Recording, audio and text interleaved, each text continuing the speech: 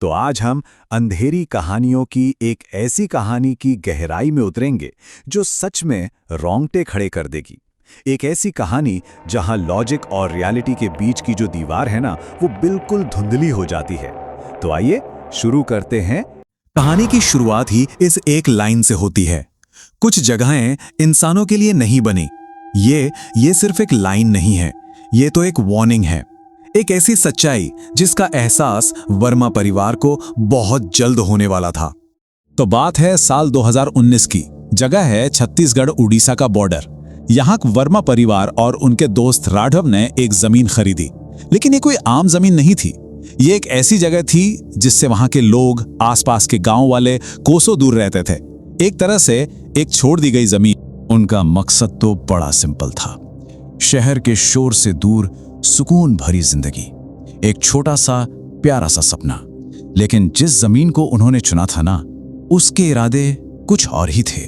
उसके अपने कुछ ऐसे राज थे जो अब धीरे धीरे खुलने वाले थे। और सिलसिला शुरू हुआ पहली ही रात से।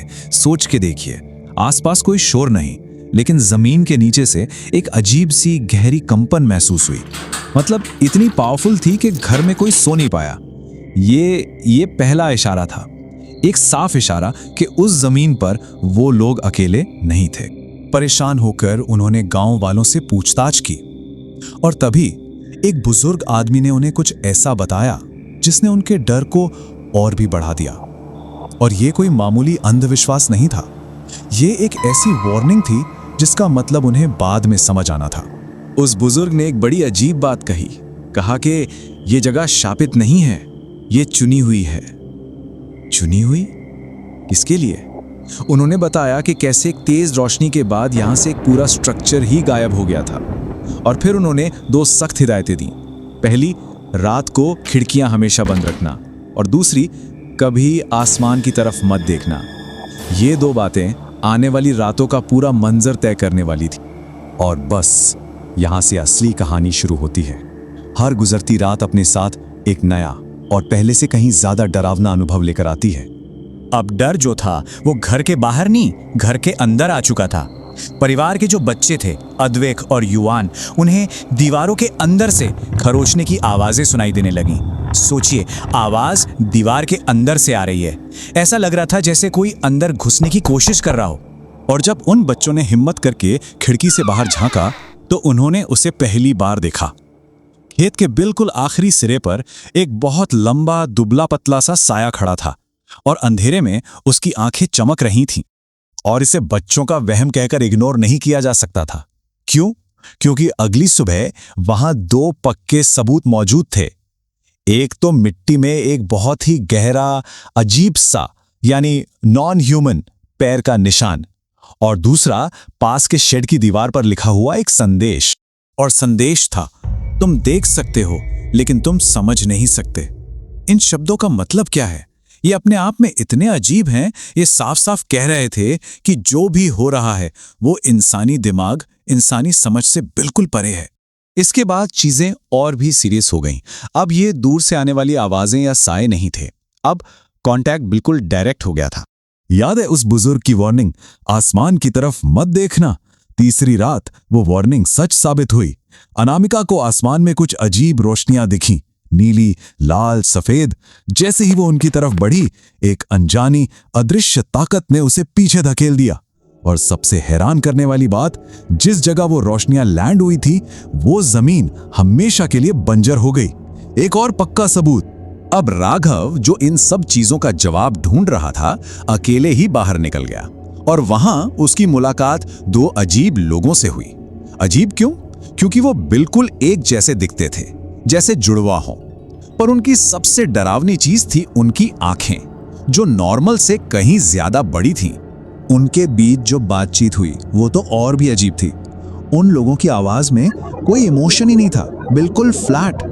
उन्होंने राघव से साफ साफ कहा, ये जगह तुम्हारे लिए नहीं, और हम कुछ नहीं चाहते, हम रोक रहे हैं। रोक रहे हैं? किसे? ये जवाब तो मिस्ट्री को सॉल्व करने के बजाय और गहरा कर गया। जब राघव ने पूछा किसे रोक रहे हो, तो उन्होंने बस पेड़ों की तरफ इशारा कर दिया।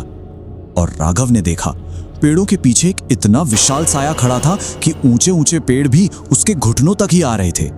सोच कर देखिए वो चीज कितनी बड़ी होगी। और अब वो साया सिर्फ दूर खड़ा देखने वाला नहीं था, उसने सीधा कांटेक्ट करना शुरू कर दिया। इसके बाद जो रातें आईं वो सबसे ज्यादा खौफनाक थीं। 5वीं रात। डर धीरे धीरे बढ़ता है। पहले घर की तरफ आते हुए भारी रिदमिक कदमों की आवाज, फिर दरवाजे पे सिर्फ एक जोर की दस्तक। जब डरते डरते दरवाजा खोला तो बाहर कोई नहीं था, मगर वो अपने आने का एक सबूत छोड़ गया था। जमीन पर एक हाथ का निशान था, और ये कोई मामूली निशान नहीं था। कहानी बताती है कि वो इतना बड़ा था कि उसमें एक इंसान का पूरा सर समा सकता था। यहां आकर परिवार को पहली बार उस चीज के असल साइज का अंदाजा हुआ। लेकिन राघव ने अभी भी हार नहीं मानी थी। उसने एक एक्सपेरिमेंट करने का सोचा, ये देखने के लिए कि क्या वो उस चीज से कोई रिएक्शन निकलवा सकता है। उसने जमीन में कुछ मेटल की चीजें गाड़ दी और रिएक्शन फौरन मिला। आसमान में अजीब सी हलचल हुई और फिर पूरी जगह अंधेरे में डूब गई, कंप्लीट ब्लैकआउट। और उसी घने अंधेरे में पहली बार उस चीज ने आवाज दी, एक बहुत गहरी गूंजती हुई आवाज जिसने राघव का नाम लिया, राघव। इस पल में सब कुछ बदल गया। ये अब सिर्फ एक साया नहीं था, ये एक ऐसी एंटिटी थी जो उन्हें जानती थी, उनके नाम जानती थी। 6 रातों का ये सिलसिला बस बहुत था। परिवार समझ चुका था कि वो इस जगह पर एक पल और नहीं रुक सकते, और अब ये कहानी अपने अंजाम की तरफ बढ़ रही थी। 7वीं सुबह परिवार ने अपना सारा सामान बांधा और वहां से निकल पड़े, हमेशा के लिए। लेकिन इस कहानी का सबसे अनसेटलिंग मोमेंट आखिर में आता है। जब राघव ने आखिरी बार पीछे मुड़कर देखा तो वो विशाल साया वहीं खड़ा था, और वो हाथ हिला रहा था, एक गुड बाय वेव, जैसे वो दुश्मन नहीं बल्कि कोई पुराना दोस्त हो जो अलविदा कह रहा है। और उस गांव के बुजुर्ग की आखिरी बात इस पूरी कहानी का निचोड़ है।